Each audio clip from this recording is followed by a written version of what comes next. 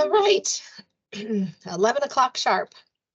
So thank you all for joining us. So let me just start by saying most of you probably know me, but I'm Constance Levery Reynolds. You can call me Connie, Dr. L, Dr. Levery, Dr. Levery Reynolds. I go by like anything, including hey you. But I'm the Associate Chief of Staff for Academic Affiliations. And so we're going to get started with our VA onboarding. I do want to, before I just get into our slide presentation, I do want to recognize that we actually have 3 affiliates this year on this training. So we have several program coordinators from Augusta University. We also have representatives from Dwight David Eisenhower Army Medical Center, and we also have representatives from our newest affiliate, Aiken Regional Medical Center. So I just appreciate that you all are taking the time to join us. I will try to make your time as valuable as possible in this time that we have with you. So I am going to share my screen so that we can get started. All right, and so welcome, and just jumping right in.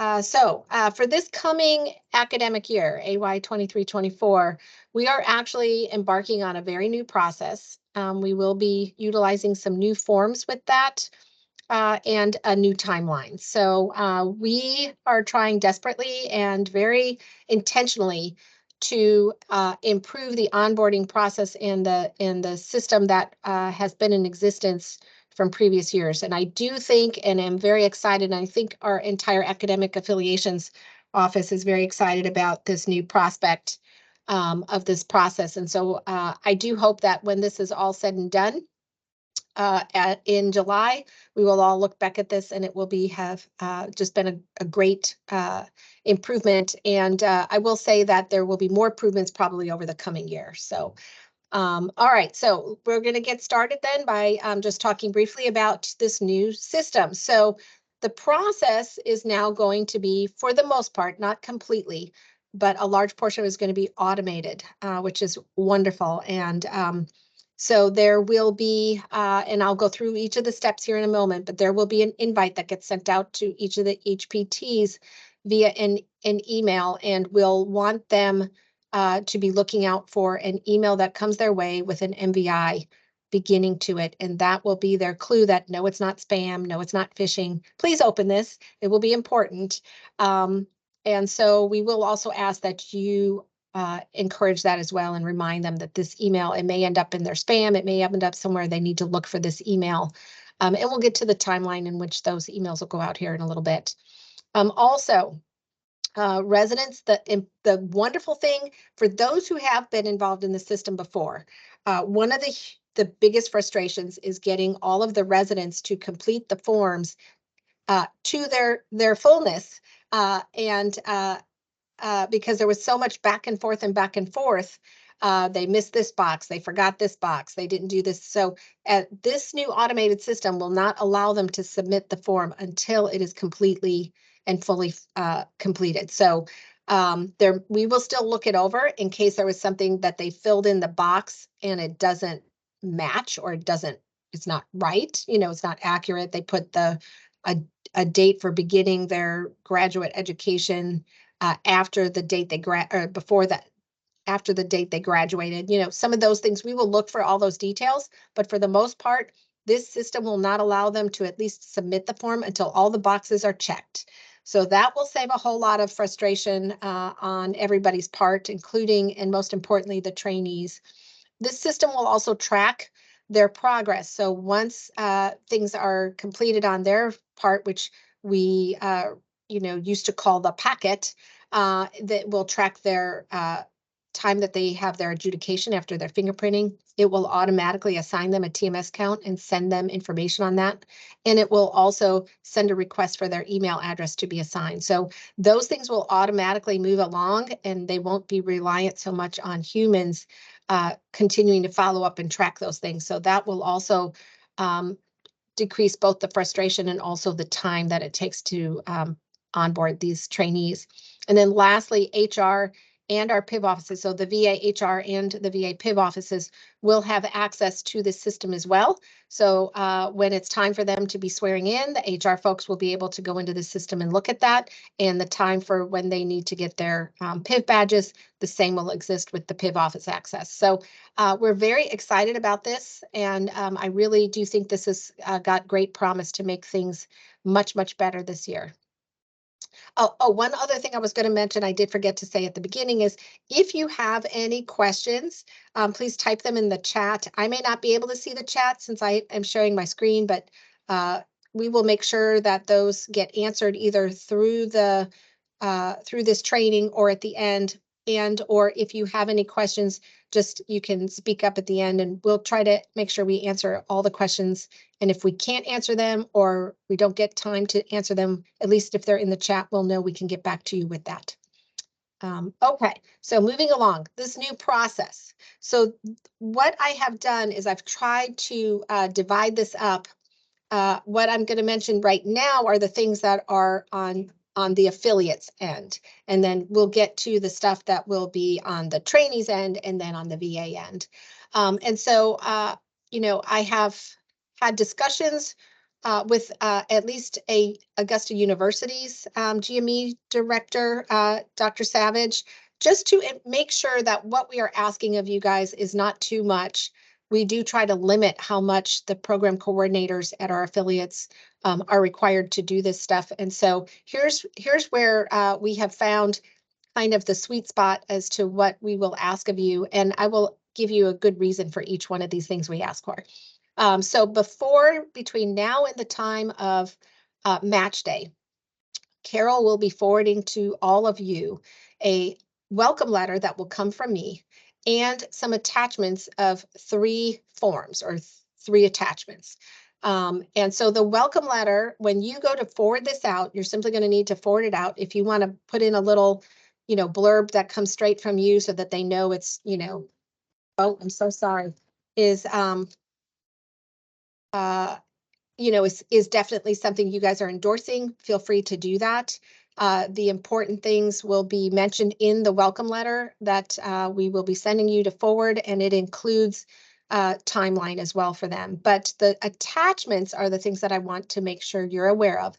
One of those is that we are going to ask when you send out the welcome letter, it will have attachments that include an Am I eligible checklist and a computer access form.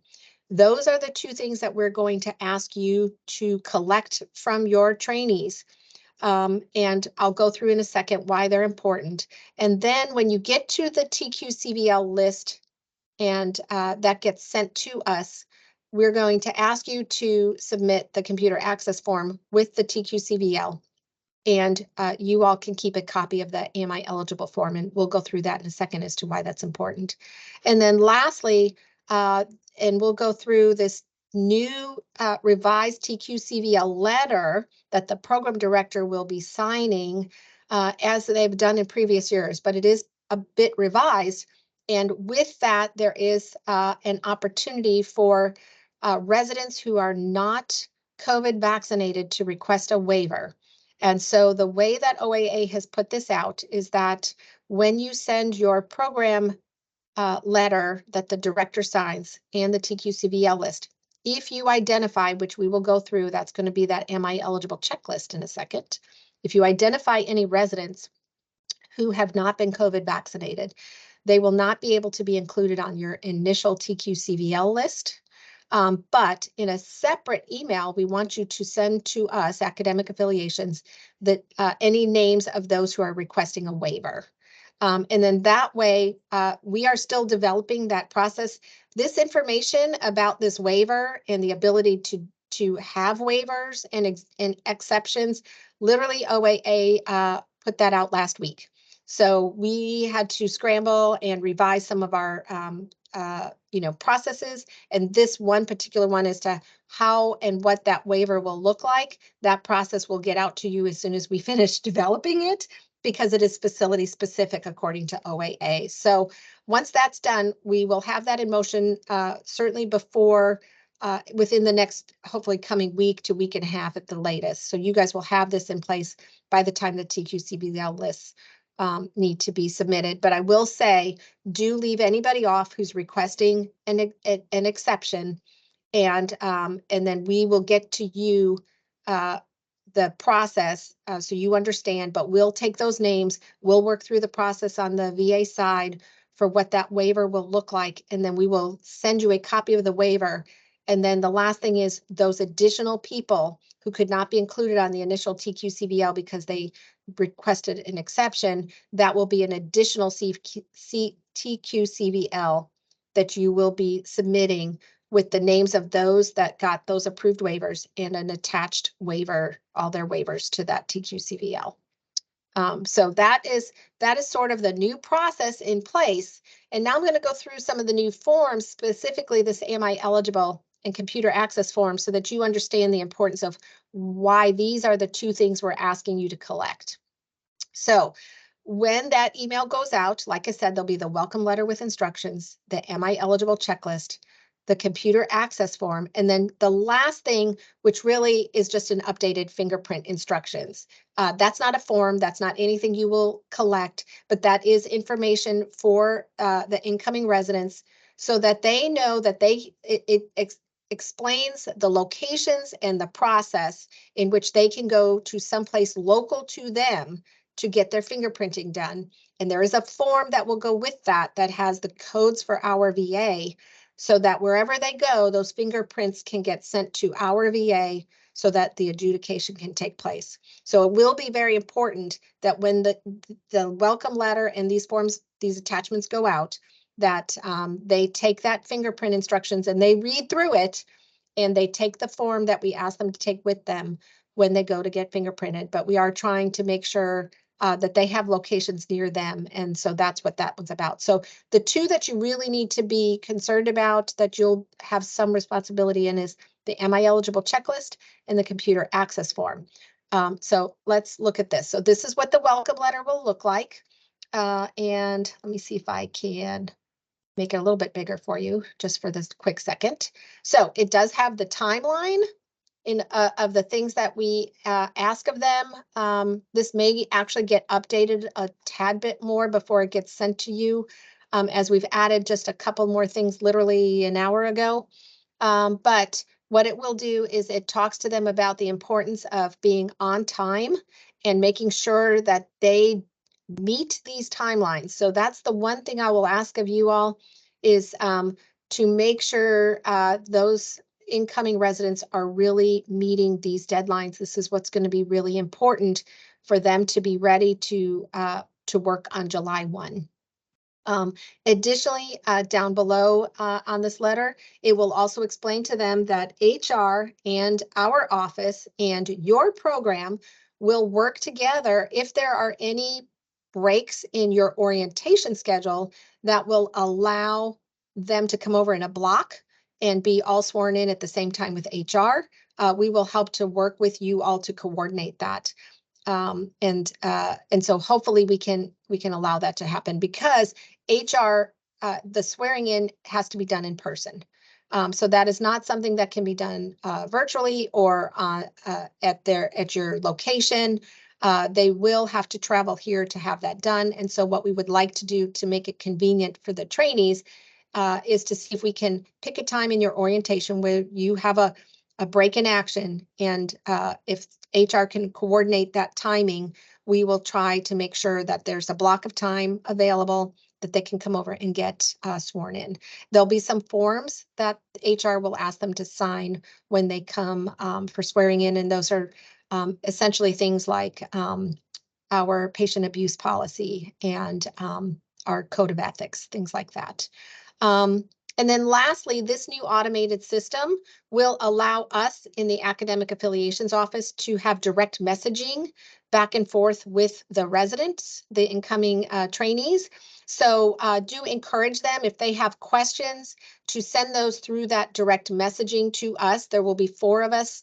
The 4 of us in our Academic Affiliations Office will be monitoring those messages to ensure that we can keep turning around responses as quickly as possible.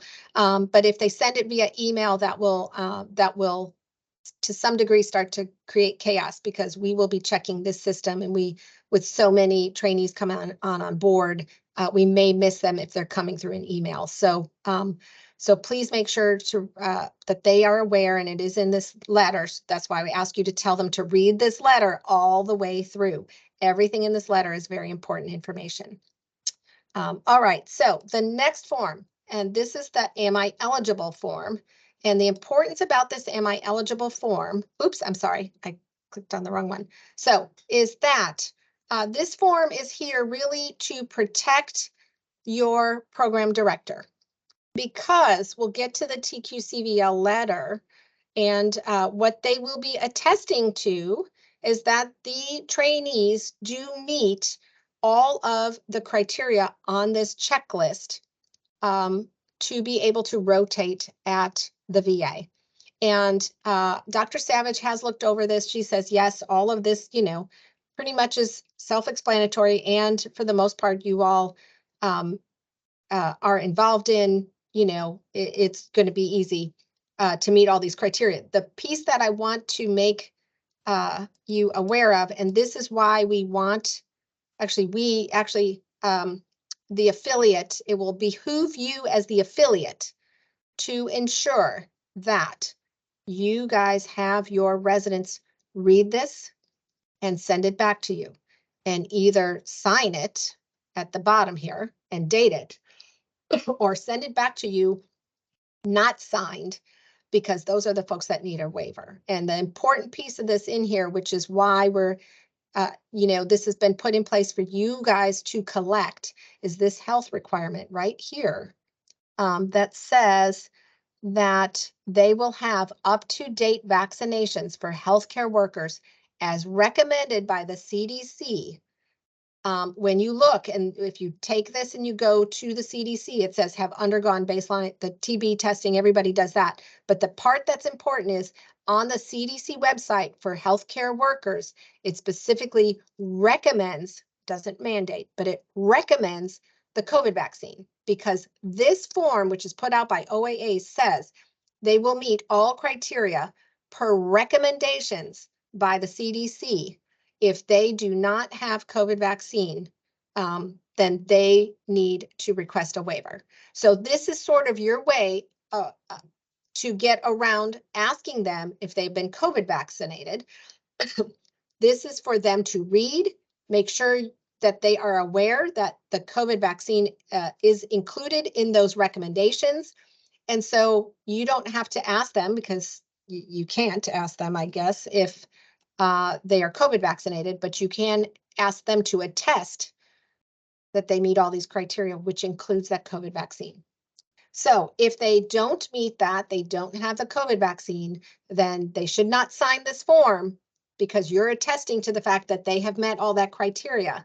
So if they don't have that vaccine, they should not sign this form. And that will give you the heads up and the clue that that individual should be removed or not included in the TQCVL initial list, and send us that name so we can work through. There'll be some emails back and forth with you and perhaps the trainee as to what their, is it a religious or a medical request, and then we will work through that waiver process, which we are still developing. Because literally that was a week out, a week ago that we got that word. Okay, so that's what is important about that Am I Eligible checklist, that you all collect it and keep it on file, okay? Because if it ever comes back that you're requested to submit proof that that attestation by your program director was accurate, this is where you're going to have, this is your backup, this is your audit piece. Okay. I'm going to move on then to the computer access form. This is the other form that we are asking you guys to collect. And it is simply because with this automated system now, when you send the TQCVL list, the first thing that our office is going to begin to do is to put their names and contact information into this automated system, so that it will generate and send out an invite for each of the incoming residents, so that they can now begin to engage in the resident tracking system. So this is the piece that will give us the information from the residents so that we have that to put in, and that's what we will need to start that process of the invite. The other piece that we've added to this year is to ask them when they anticipate arriving in Augusta, Georgia, so that anything that we can start earlier before their orientation begins, which would be really anytime after June, we can start doing some of the onboarding. If they happen to be in town earlier, that would be great. We can start them earlier and avoid some of the mad rush that happens in that last week before July 1. So this is the computer access request form. So this and the Am I Eligible checklist are the two things that we ask you to collect.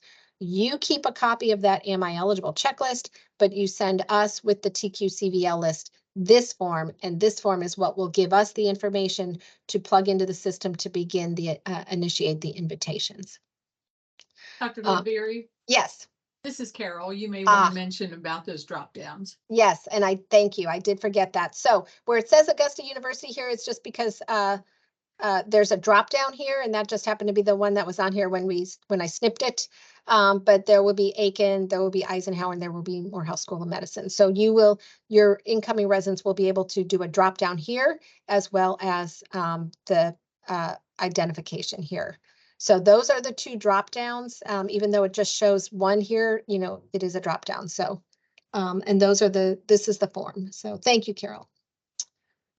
Okay, I'm going to move along to that TQ-CVL, and what that essentially means, sorry, let me make that smaller again, is the TQ-CVL is the shortened version of the Trainee Qualifications and Credentials Verification Letter. In a normal pattern of the federal government, everything has to have an acronym, and so this acronym for this is TQ-CVL. This is the templated, so this is what you will be getting sent separately, so not with the welcome letter, but you will be getting this template, and you will be adjusting this to your individual facility with your letterhead. And so this is the instructions of how to complete that first section. And then this is the part that down here is where the attestation will come from your program director.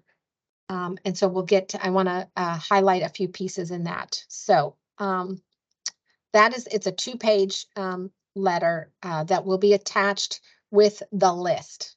Okay. And so you will need another letter to go with the new list when you have some additional names that may include waivers. So here's a couple of pieces though that I do want to bring to your attention, and I should have highlighted both of these. So the first one is the one that I kind of already implied, and that is in the letter, it is now saying VA approved immunization waivers must be submitted with this TQ-CVL. So again, if there is folks that have a request for a waiver, don't include them on the first one, and then you will include them on a separate TQ-CVL because they will have to go through the process here to get the waiver, and we don't want you to hold up the whole crowd for those folks who may be requesting a waiver. So the first round of TQ-CVL will be those that are vaccinated and ready to run. And then those that are requesting a waiver will be the second round of TQ-CVL with waivers because they'll be a little bit delayed. And then the other piece of this that I wanted to make sure I bring to your attention is, and I do believe, but if there is a training program on here that does not require all of their trainees to be BLS certified, please send me an email because the assumption is that all trainees at all facilities are required to hold BLS certification. If that is the case, and you do require all of your trainees to hold BLS certification, then when the program director signs this TQ-CVL, we do not have to have a copy of their BLS card because it is inherently met with the requirements for enrollment and continued participation in the specified training program. So if you inherently, all of your folks in your program are required to have BLS, then they have met all the requirements for enrollment and continued participation in your training program, which means they have to have the BLS because that's part of your requirement. So that's why it's important that if for any reason your program does not require BLS, please send me an email. We will have to figure out a different way. What you'll probably have to do is we do require BLS cards or proof that you have had BLS unless it is part of your required specified training. So we don't need a BLS card if it's part of your training. If it's not part of your training, contact me because then they will probably have to get it separately and send us the BLS cards. Okay, so that's that part. And then there's another piece in the TQ-CVL letter that I want you to also be aware of, and that is that the site director will be signing off that all the trainees who were born male and are U.S. citizens have registered with the selective service system. We will not be collecting selective service cards as proof. This will be, since it will be that the program will be confirming that for themselves, that the selective service has been registered for all of those that meet criteria. If they are not a U.S. citizen, and i.e. therefore have not registered for selective service, it is strongly advised, because this could come back if you're audited, they have to have a letter from the selective service that says they are not eligible to register. So if you have any J1 visas or anybody who is not a U.S. citizen and has not, therefore has not registered for selective service, you want to reach out to that individual resident. There is a process that they go onto the selective service system, which, the email address is right there, and they need to request a letter that states that they are not eligible because they are not U.S. citizens. If they are U.S. citizens and they did not register for selective service, they will also need to contact selective service and go through the process of submitting additional information, basically a reason why, and the selective service system will make the determination of whether or not this is essentially excused or not. They'll send a letter back. So I encourage you strongly to make sure you have copies of all of those 3 different scenarios that may exist on file, because when your program director signs off on this, they are signing off that everybody meets that criteria. So just be aware of that. And if they are not a U.S. citizen, and you don't have that letter, so that says that they are excused, I would probably hold them off the TQ-CVL and send a separate TQ-CVL once you have confirmed that they are eligible to rotate via that selective service system approval.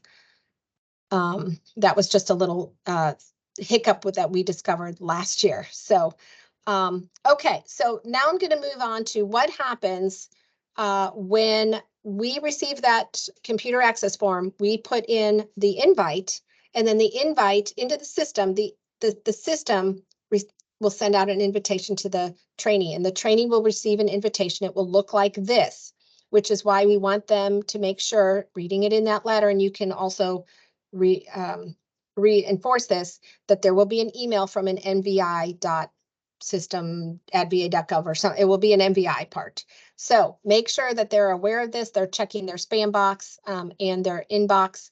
And this is essentially what it will look like.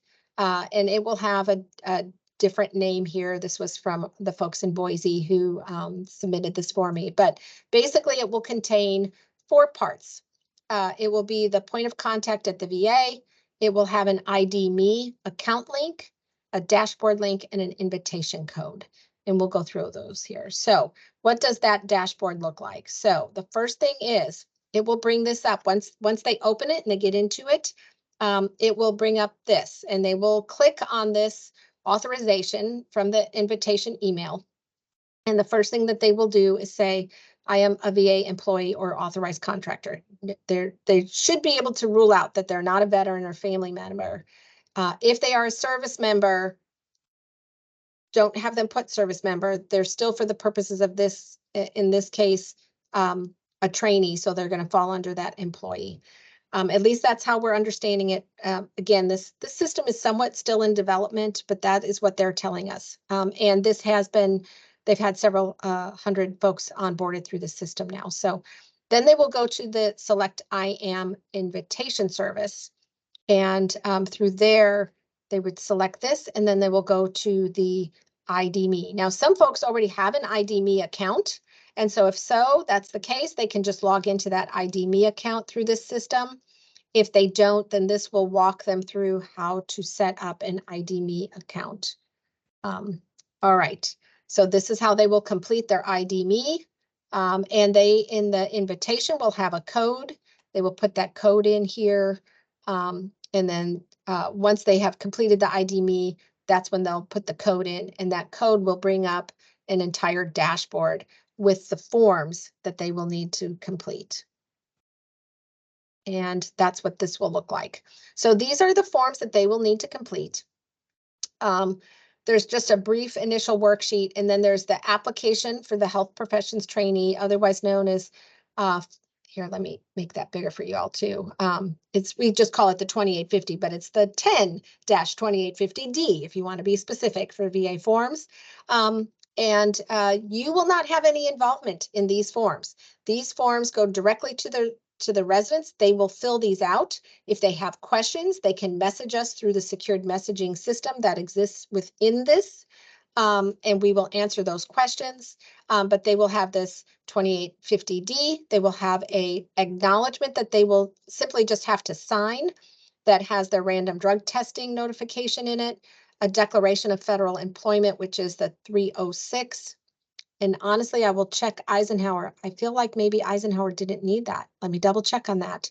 And then the appointment affidavit, which will only auto-populate their name, but they will not be able to sign it till they go to HR. And then HR will pull this up and it will be signed in front of them at HR. And then their walk agreement as well. The other thing I will say is when they fill out this initial worksheet with all of their information, it's important that it is correct to start. Between the ID Me and this initial worksheet, it will auto-populate all of their information into these forms. So the only things that they will need to fill out are the additional questions that aren't related to their personal information. So once it's all done and they have green checks next to every single one of the forms that they have completed, then they will come over here and hit submit invitation, and those forms now will come to us and be ready for us to review and for us to ensure everything is good. If they make a mistake and they realize it before they hit submit, they can reset the form and they can redo the form. So these are those forms that I was talking about that are automatically included in the automated system, the 2850, the 306, the SF61, that's the one that they won't sign, but it will auto-populate the name, and that's what considers it done. And then the random drug testing acknowledgement they will sign. This year, for those folks who are on disbursements, so i.e. walks or disbursements, there is no CV required this year for that. So that's a hallelujah. That was also another big source of frustration. And this year, no CV is required. Our paid trainees will still have to have a CV, but not for our disbursement residents. And again, like I said, there will be no BLS card that's required as long as your affiliate requires BLS as a portion that's automatically required to be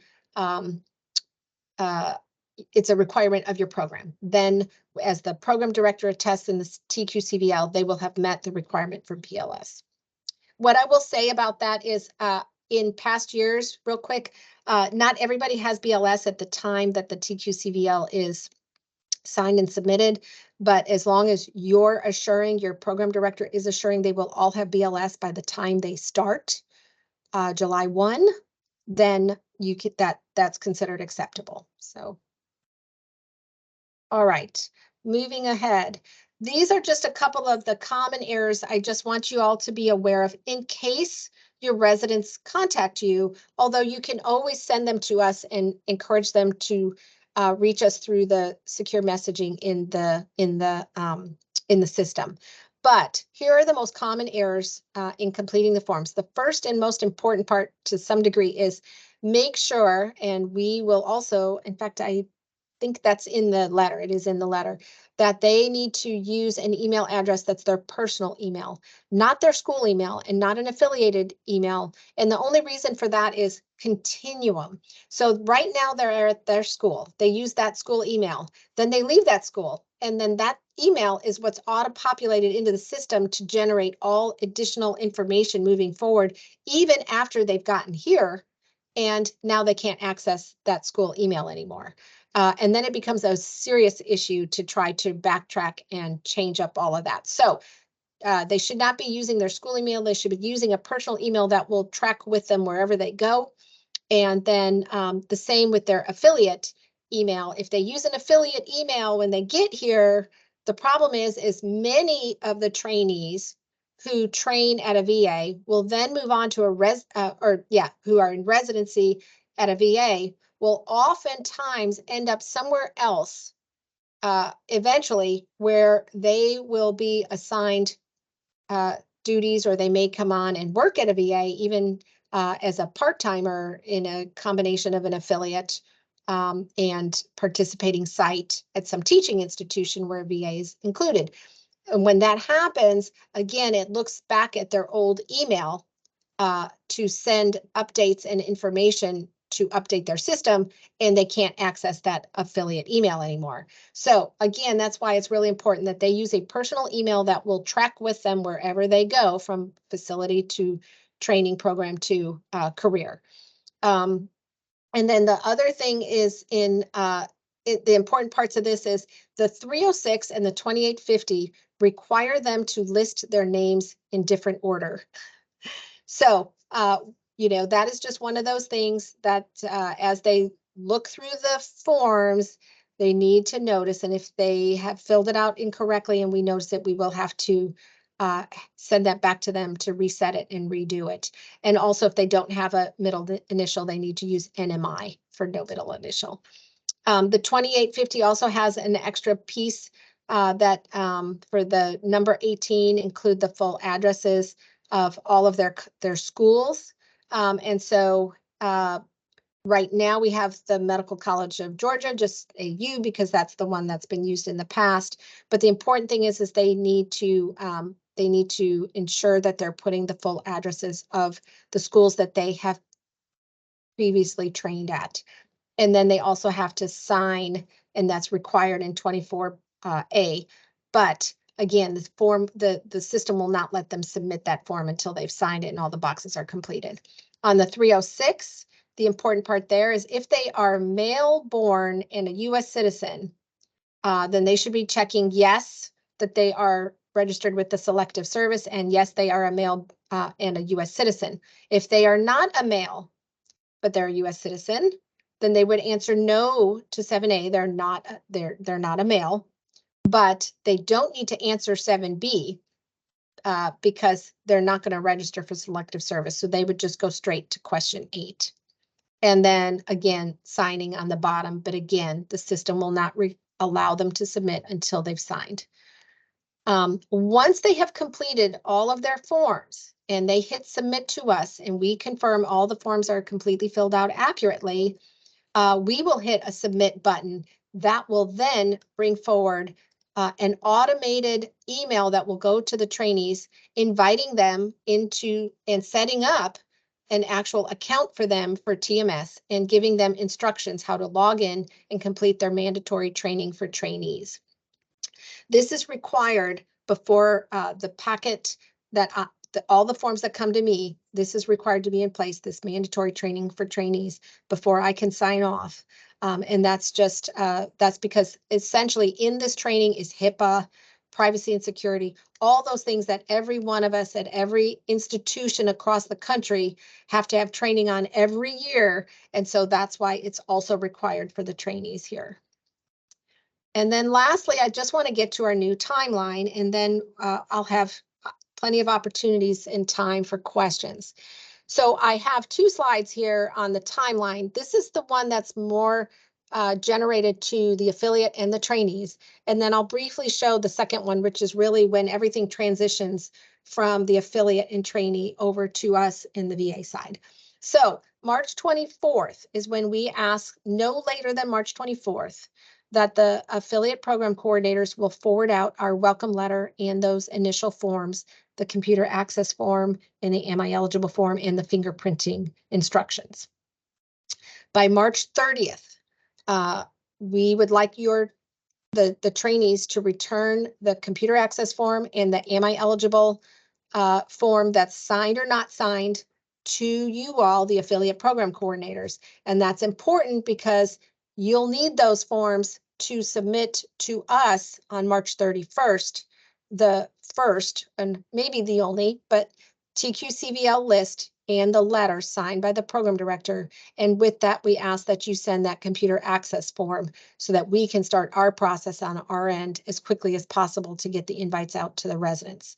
So, so that initial welcome letter form that we send to you all, it's simply a forward out. Add a little something to it when you forward it, if you wish. As far as your preliminary here, we're forwarding this out. But important is that you receive those back, those two forms back to you by the 30th, so you can kind of figure out and coordinate the final TQCVL list to go out on the 31st. Also on the 31st, if there are any names of those requesting waivers, send us an email separate from the TQCVL list and include in there the names and contact information of the folks that are requesting waivers so that we can work that process on our end to do what we can to get them waivers. And then by April 7th, we will have plugged in all of the information off those computer access forms and generated the beginning of a profile in the system so that the trainees will receive invitations, and they should be receiving those no later than April 7th. If there are residents who don't send you computer access forms on time, that will delay us, obviously, because it comes with the TQCVL to get them their invitations. And then April 21st, so we're giving them 2 weeks to complete fingerprints. And, well, I'm sorry, let me state that backward. March 24th, they'll be getting the information for the fingerprints. So they will have essentially a month to go find a place to get fingerprinted. But they will have roughly 2 weeks to fill out and submit those documents in that automated system. And there's really only 4 documents, because even though there's 5, one auto-populates their information and they don't even have to sign it. So there's really only 4 forms. By May 1st, our VA ad packs will send instructions to the residents for completion of CPRS tab by tab. That's the required training in order to be able to get an account for our electronic medical records. And then by May 5th, we ask that the trainees will complete the MTT training, which the system, as soon as we get all their documents, which, you know, should be no later than April 21st, it should automatically, once we hit submit, it should automatically be able to start sending out the requests for and instructions for MTT training. So that gives them essentially 2 weeks to get their MTT training done as well.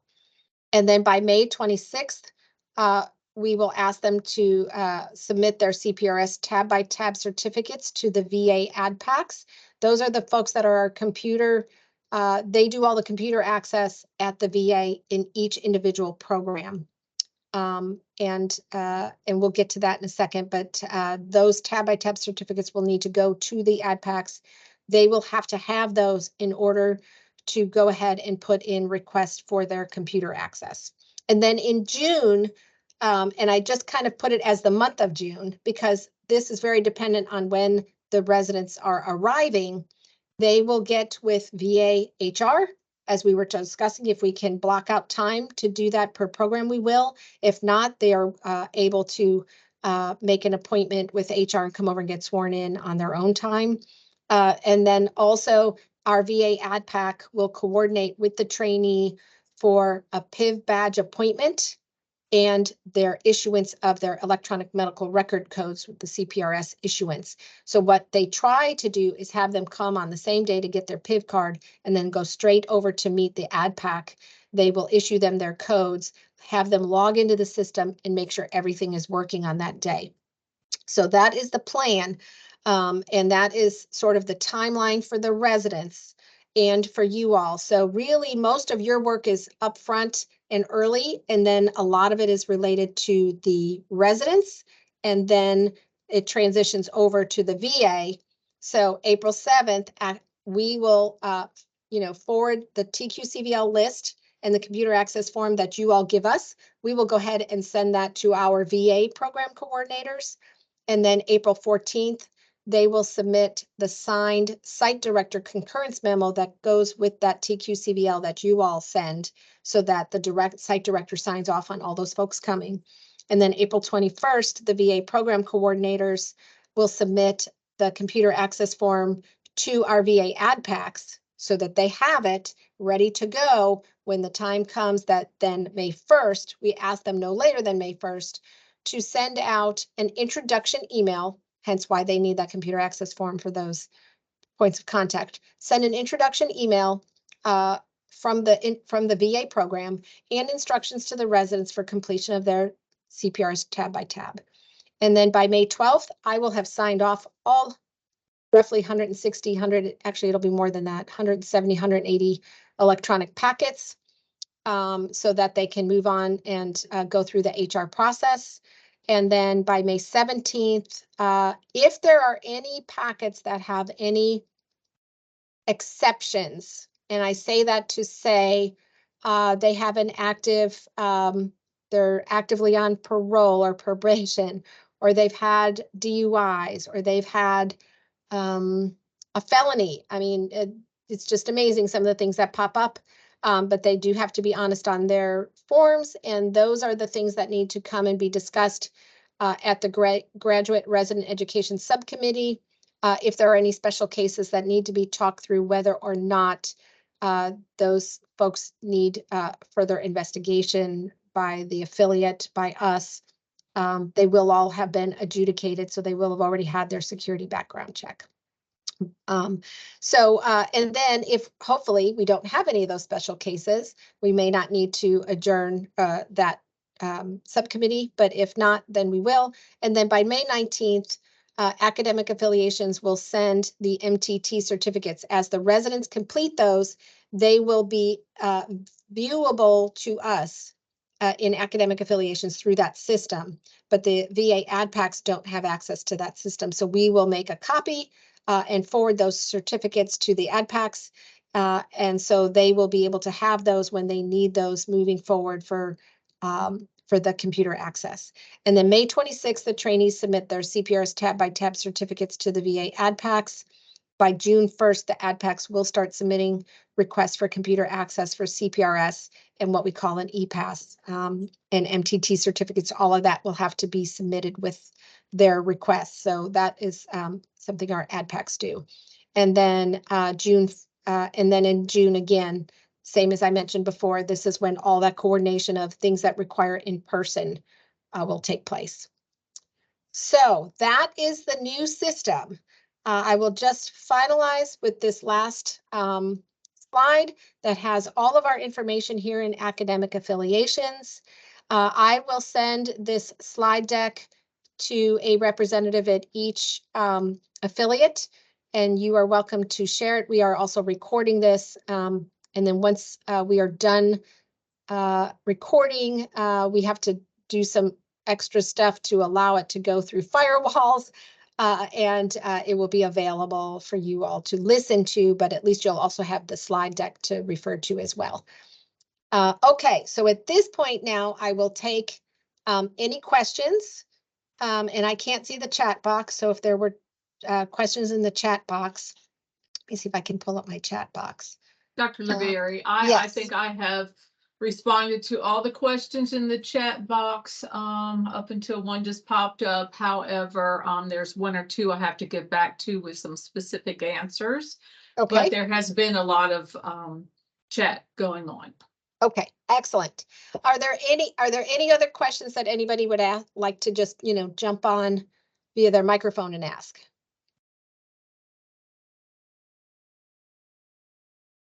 Okay. So I am very excited. I do have to say, I think this is going to be better. I will ask, patience as we work through this brand new system, and they are literally still developing some portions of this system as we speak. But I do think that we're on the cutting edge in piloting this, and they're rolling it out across the nation. So, there are lots and lots of VAs taking this on. We will eventually roll it out to our other programs outside of GME, but this is really what we're going to start with. And again, the paid folks will have to go through a separate system, at least for now. But if you have any questions, you have now our information. Please reach out to us. Carol will and I will talk about whatever the specific things were that we'll need to address for in the chat. And I appreciate all your time. And I appreciate your time now for what you're about to provide to bring the trainees on at the VA. And I know it's no small feat. We have tried to make it as simple and as easy as possible for you all, knowing that you have other things you have to do for your own onboarding of your facility. So with that, if there are no other questions, I will give you 9 minutes back of your time, and please feel free to reach out to us. Okay. Having said nothing more, I will say thank you. Thank you for attending. Thank you.